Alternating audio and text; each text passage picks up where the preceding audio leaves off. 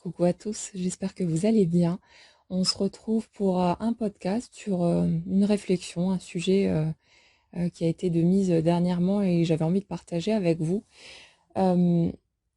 Il y a eu un épisode ces derniers temps avec ma mère qui a été un peu compliqué et puis j'en parle à une amie et la réponse qu'elle me donne, enfin, au milieu de sa réponse, il y a cette fameuse expression, c'est quand même ta mère. Alors forcément, c'est quelque chose qui me fait bondir immédiatement, surtout venant de cette personne qui est assez proche. Et le truc, c'est que vous voyez, ce que ça sous-entend, c'est que certaines personnes, nos parents notamment, mais ça pourrait s'appliquer à d'autres, euh, auraient une espèce de passe-droit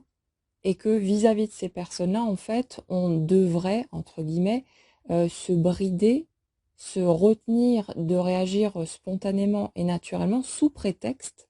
que c'est une mère, un père ou n'importe qui d'autre. Et cette partie-là me dérange énormément parce qu'en fait, dans tout le cheminement qui a été fait ces derniers mois, ces dernières années, dans tout ce que j'ai pu vous partager, le but du jeu, quelque part, c'est d'aller chercher notre intégrité, d'aller chercher ce respect de soi-même, de ses sentiments, de toutes ces choses-là. Et le fait est que, parents ou pas, famille ou non, la personne la plus importante dans le lot, c'est vous. Et vous ne devriez pas avoir à vous retenir d'être qui vous êtes et donc de ressentir ce que vous ressentez, de réagir comme vous réagissez, sous prétexte que vous avez une personne bien spécifique en face de vous. C'est quand même ta mère. Ça sous-entendrait en gros que si on a un certain statut dans la vie de quelqu'un, on peut se permettre plus de choses que d'autres, on peut se donner plus de liberté et ne pas faire peut-être plus attention à ce qu'on fait, plus attention à ce qu'on se transmet, parce que, en gros, si on blesse l'autre, ça fait rien, parce qu'on est son parent. Du coup, on a une espèce d'éponge qui va tout effacer miraculeusement, et c'est censé maintenir le lien à tout prix. Mais ça, en fait, c'est non. Le truc, c'est que nos parents sont comme ils sont, on fait les erreurs qu'ils ont faites, etc.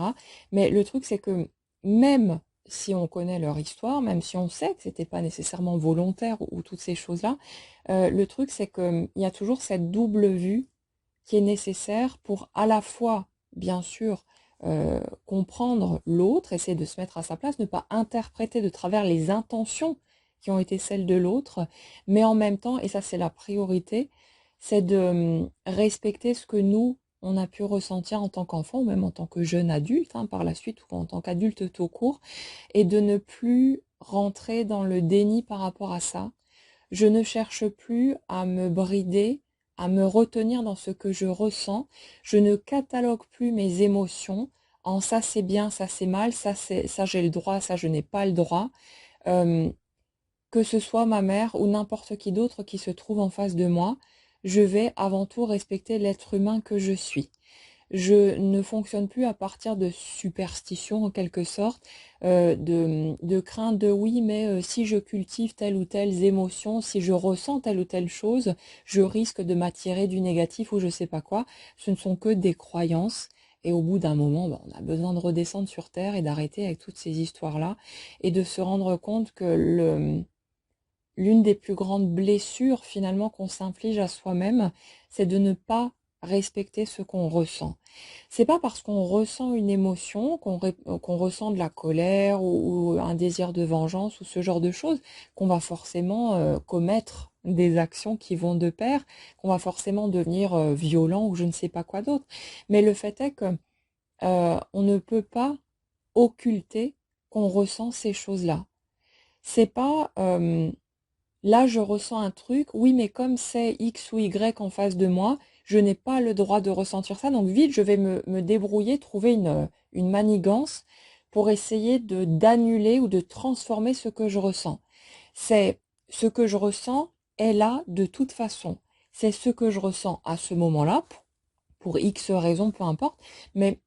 le fait est que c'est déjà en place et c'est pas je ressens une émotion et je me mets à réfléchir ensuite qui est-ce que j'ai en face de moi, donc là c'est ok, et là c'est pas ok de ressentir ce truc-là, c'est complètement stupide en fait. C'est je ressens ce que je ressens et c'est ok de toute façon. Et le truc c'est que vient un moment où tout ce déni qu'on a pu sans doute tous mettre à un moment donné sur nos émotions, sur ce qu'on a pu traverser, ressentir, toutes ces limites qu'on s'est imposées par peur aussi de ne pas être aimé, d'être rejeté, toutes ces choses-là, euh, ça devient insupportable parce qu'on finit par se rendre compte que quand on fait ça, la personne à qui on ne donne pas d'amour, c'est soi-même. Que le fait justement de rentrer dans cette intégrité, dans ce respect de ses émotions, quelles que soient les circonstances, quelles que soient les personnes qu'on a en face de nous, c'est ça, se donner de l'amour à soi. Se donner de l'amour, c'est pas se répéter une espèce de discours creux en mode ah quelle belle personne je suis tellement bienveillante et je ne juge pas les autres et blablabla. Déjà c'est un mensonge parce que on juge naturellement, c'est normal, on est tous différents, il y a énormément de contrastes entre les uns et les autres et c'est une aptitude naturelle qu'on a. On est très doué pour ça, pour juger, pour cataloguer, pour étiqueter. On a certaines habitudes, voilà, c'est comme ça. Mais le truc, c'est que se donner de l'amour à soi, c'est pas partir dans cette direction-là de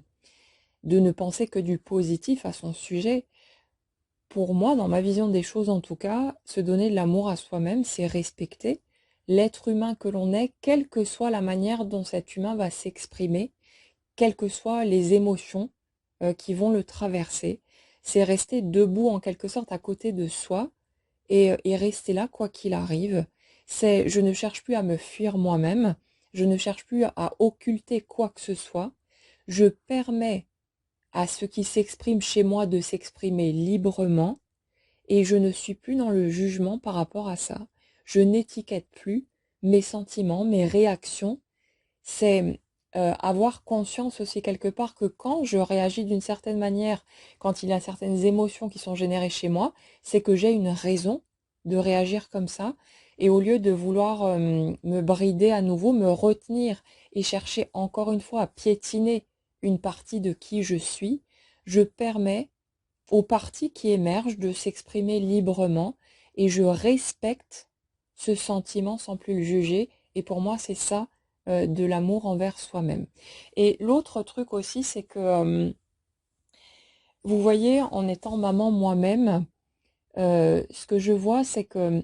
dans ma structure familiale de base, on a appris que les émotions, c'était caca, en gros, qu'il ne fallait pas les exprimer, on les garde à l'intérieur. Bien sûr, ça n'a pas été verbalisé, c'est des choses qui sont passées dans le système familial de façon insidieuse. Mais en gros, le message, c'était les émotions, ça doit rester dedans. Il faut tout faire pour les contrôler, pour les enfermer. Et en plus, si on s'autorise jamais à les laisser sortir ou s'il y a un débordement, eh ben on peut, comment dire, être puni pour ça, voire être corrigé physiquement, ce genre de choses. Et ça fait que de mon côté, j'ai toujours tout gardé dedans et ça m'a sacrément pourri la vie. Ça a été vraiment un gros poids et au point que ça a été très difficile, arrivé à la vingtaine, de pouvoir commencer seulement à m'exprimer concrètement.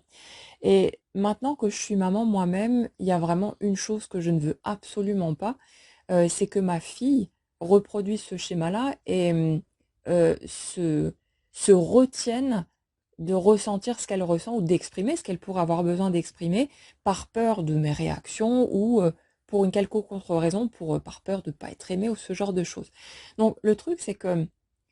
nos enfants ne se contentent pas d'écouter ce qu'on dit, ils n'appliquent pas ce qu'on dit, ils reproduisent à la lettre ce qu'on fait.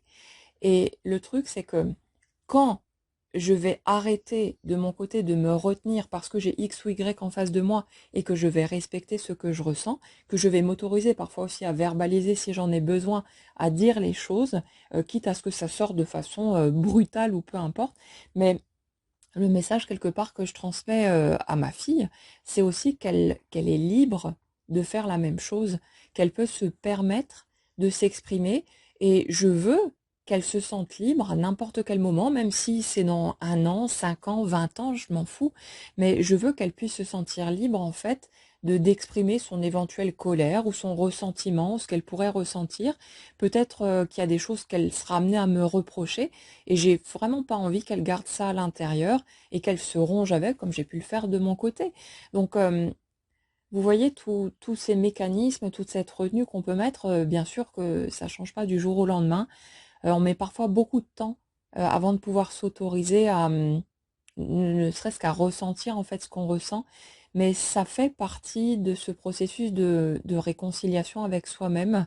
de voir à un moment donné que tout ce qu'on a pu apprendre, pour la grande majorité en tout cas d'entre nous, en matière de retenue, de déni, toutes ces choses-là, que ça tient plus la route et que c'est pas ça. Il n'y a pas de case à cocher pour être un bon humain. Un humain, c'est plein de contrastes, c'est plein de contradictions. Il y a des côtés qui sont très sympas chez nous et d'autres qui le sont beaucoup moins. Mais le truc, c'est que dans l'agréable comme dans le désagréable, tout ça fait partie de notre humanité. Et comme dit, les mécanismes qu'on peut juger comme étant négatifs, comme étant moins agréables, ce sont des mécanismes qui sont là pour une bonne raison. Ce sont souvent des mécanismes de défense qu'on a développés pour pouvoir s'en sortir dans ce monde qui n'est pas si facile que ça à traverser. Et on a tous nos raisons de réagir comme on le fait. Et l'important, c'est de vous mettre au centre de tout ça, de vous faire passer en priorité. Et avant tout, avant de chercher à comprendre qui que ce soit d'autre, de chercher simplement à vous ouvrir les bras et à respecter ce que vous ressentez, même si c'est pas beau, même si ça vous paraît pas très cool, même voilà, si c'est des choses que vous allez qualifier de plutôt sombres, c'est ce que vous ressentez, et puisque c'est là de toute façon,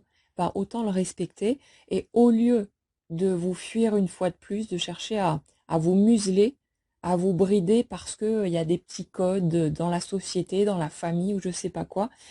c'est de commencer à ouvrir les bras à tout ça, de rester debout à côté de vous et quelque part de vous dire à vous-même, je serai là de toute façon, quel que soit le morceau d'humain qui s'exprime chez toi, je serai là de toute façon, je bougerai pas et je vais rester bien là à côté de toi, te soutenir, t'épauler et ne plus fuir quoi que ce soit en mode oh mon Dieu, il faut pas que cette part-là devienne visible chez moi parce que ça c'est pas bien, etc. Alors ce que je suis en train de vous expliquer là,